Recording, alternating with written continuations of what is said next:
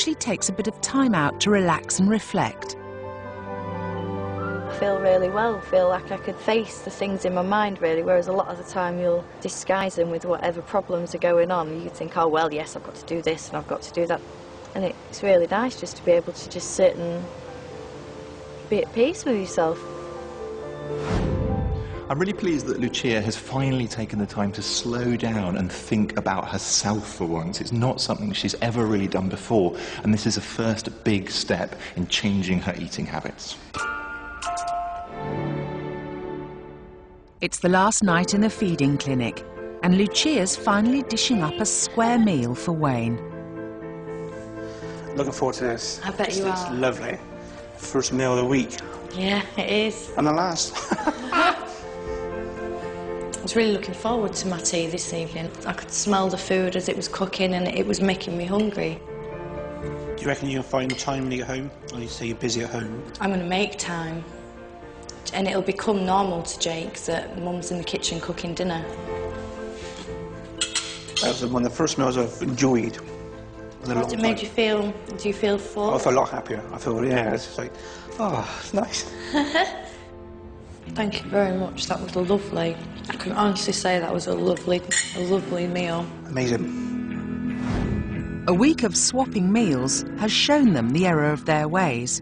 Now it's time for Dr. Jessen to hand over their healthy eating plans. This is, I'm afraid to say it, a typical both of you style meal. This is more what it's about, okay?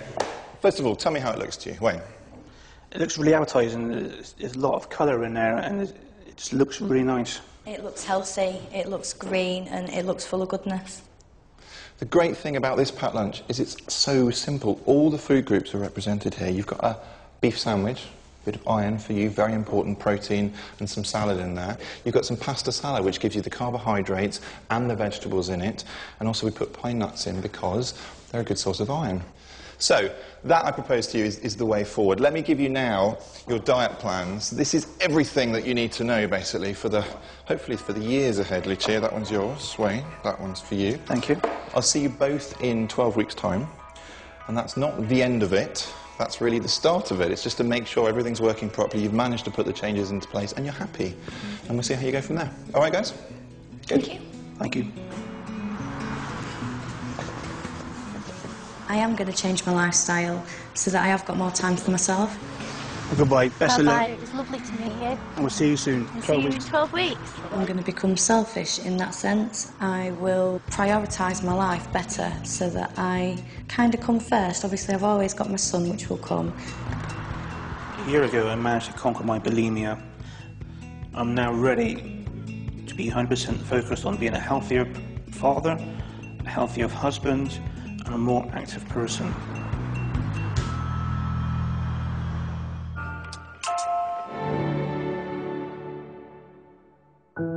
Fiona, Morag, Ashley and Roz are all suffering from anorexia nervosa.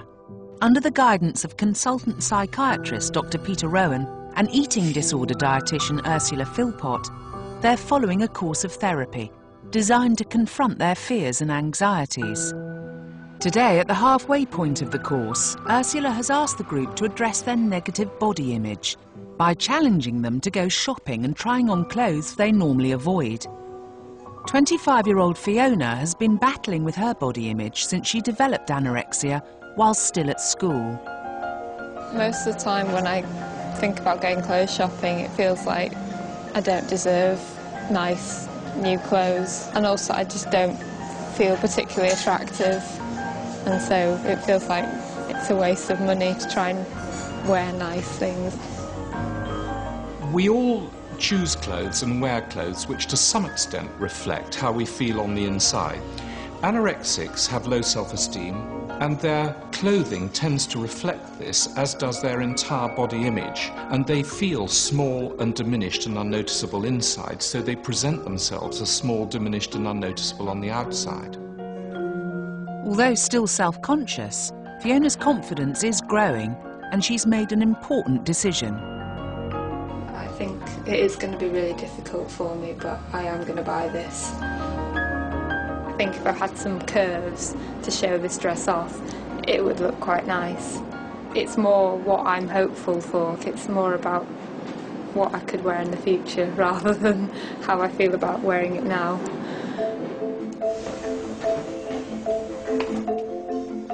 I find it difficult talking to shop assistants. I'd just rather avoid the discomfort of sort of having to explain to a shop assistant that I need a smaller size, or no, that size doesn't fit me, and hearing her say, well, we don't do any smaller. It's kind of a bit embarrassing because sort of being a guy, you're expected to be a strapping man. Before anorexia, Ashley had a body he was proud of. But having lost over 3.5 stone, he now struggles to find jeans that fit him. They're huge. Unbelievable. I mean, I'd quite like to have sort of like a muscular tone as opposed to sort of skinny and a bit gaunt. Just like I was, really. I felt I looked like a man should look. Now I kind of feel like I look like a little boy. Diagnosed with anorexia 4 years ago, Roz's weight has plummeted to a shocking 5 stone. The fact she has to shop in the children's section is a reminder of just how desperate her situation is. It's horrible. I think, gosh, here I am, up in the children's departments at the age of 37, how sad. They're going to be huge. I do find it difficult to see Roz as she is now, being so thin. It's actually quite harrowing in a way to look at a person like that and to see what they've done to themselves. These are just ridiculous. It hits home how thin I am when I see myself in an age 11 like this. Today's task keeps Roz focused on her road to recovery. Having forced the group to face up to their malnourished body shape and size, Ursula decides to take them back to the source of the problem: food. Bacon one, that looks quite nice actually. It's tuna. Tuna. Do you want to go for tuna? Yeah, well done Ashley. The group has now finished their shopping task and it's lunchtime, so we've brought them downstairs to the cafeteria to try and select a sandwich lunch. It's important to bring the focus back to food and get the group used to eating in public. Cheers! Cheers! Have a lovely lunch, everybody. Thank you very much. Cheers! Cheers. Although the group have a long way to go, just eating a sandwich lunch in a crowded cafe is a huge step for them in beating their illness. If it was a restaurant and it suddenly just appeared in front of you, that was okay. Right. But actually having to go up and pick it was... Yeah. So choosing it is the difficult bit, isn't it? So. Can I try one of your crisps? I'm going to be... Well done. I'm going to be really... You are going to be brave. Hit the spot. Did it? And enjoyed Lovely. Really good. The group are now 4 weeks in, and it's important to keep them moving forward. So Ursula has a surprise in store. Occasion to them, yes. She's asked their loved ones to write them a letter to show their support and help them realise that they're not alone.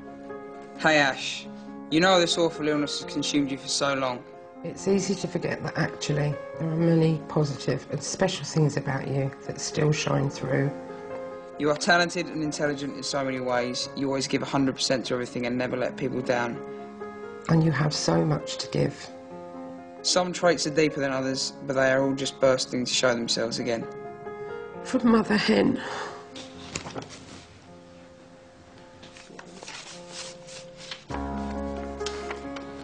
Dear Fiona, we'd just like to let you know what things we like about you. We love your wicked sense of humour and your beautiful smile and laugh.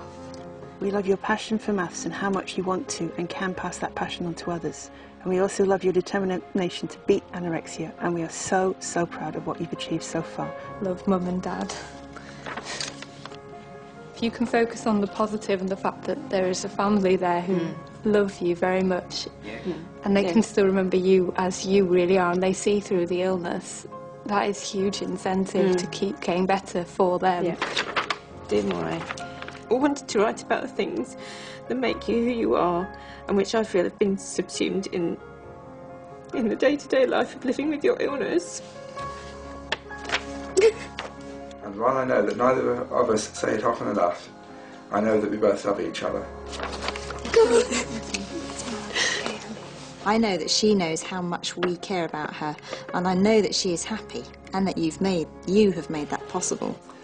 And always remember that you are not your illness. You are so much more than that. All my love, Richard. Thank you.